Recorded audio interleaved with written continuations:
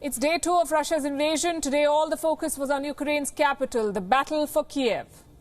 It's not a question of if Russia takes the capital, it's a question of when. Ukraine is not giving up yet, but the odds are stacked against them. Around dawn, this Russian plane was shot down.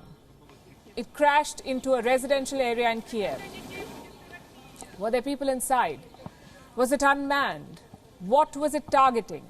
We still don't know. This hunk of metal is all that remains of it. Right now, Russia is at the gates of Kiev. The biggest battles are happening on the outskirts. Overnight, one airbase made all the news. Hostomel. You can see why the Russians want it. Hostomel has a full-fledged airstrip. It is just 50-odd kilometers from Kiev. If Russia takes it, they can use it as a staging ground, land their planes, bring in supplies. And early on, they managed to do that. Russia took control of Hostomel. The helicopter swooped in on the airbase. Take a look. Вже штук 20 пролетіло. Не видно українського герба. Точно російські. Прямо над хатами. Прямо ось над хатами літають, падли. Полетіли в сторону аеропорта. Бомблять аеропорт. Чути, що йде бій. Вже штук 30 нарахував точно. Chances are it was a bloody operation. Russia claims 200 Ukrainian soldiers were killed. The Kremlin is planning to deploy paratroopers to guard the airbase, but they don't plan to hold fort. The plan is to push on to Kiev. Russian ground troops have reached the Obolon district in Kiev. Let me pull up the map again. Obolon is just north of central Kiev, just 16 kilometers, 16 kilometers from the president's office.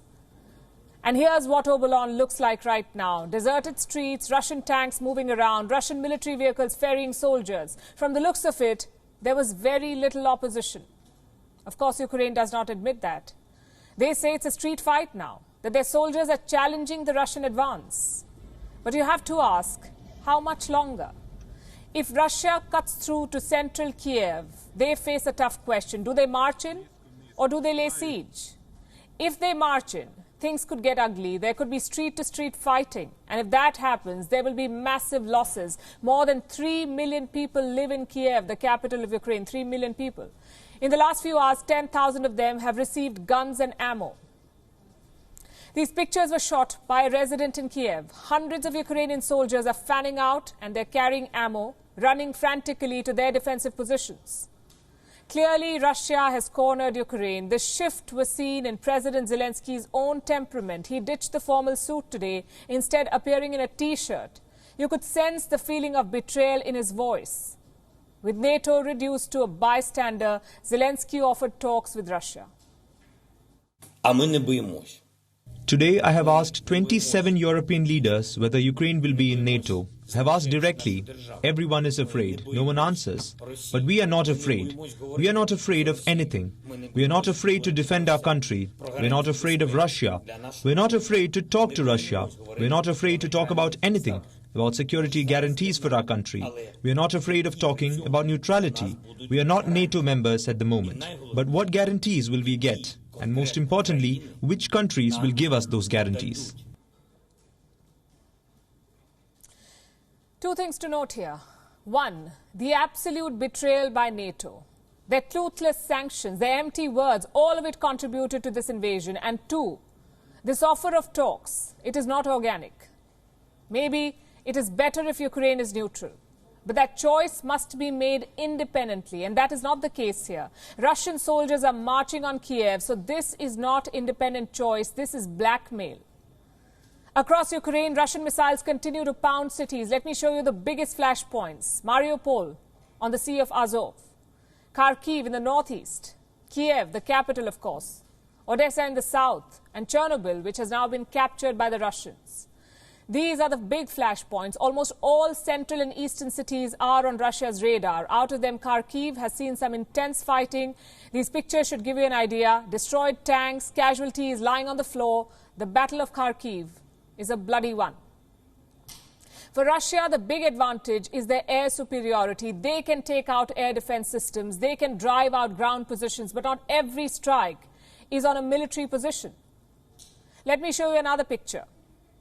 Do you see the plume of smoke rising? That building is a hospital. It was hit by Russian missiles, killing at least 2 civilians. Simply put, this is a war crime. According to international law, civilian facilities are not targets, so hitting hospitals is beyond evil. Does this mean Ukraine is primed for invasion or surrender? Well, right now it seems to be the case. Russia's military might is simply too overwhelming for them. Having said that, the Ukrainians have something that the Russians do not. You see, Russia here is an invading force. They're fighting for politics. Ukrainians, on the other hand, are fighting for freedom and survival. And this next video sums up that attitude. A Russian warship was poised to attack a Black Sea island. On this island were more than a dozen Ukrainian soldiers. The warship demanded a surrender. Listen to how the Ukrainian soldiers reacted.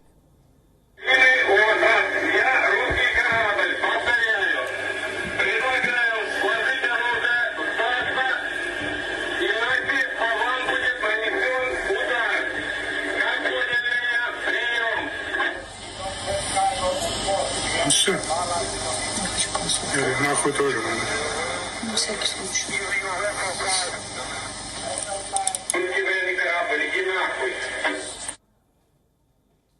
We're not sure how the story ended. Some reports say all 13 soldiers were killed, that the naval base was captured. Either way, it's an example of Ukraine's spirit.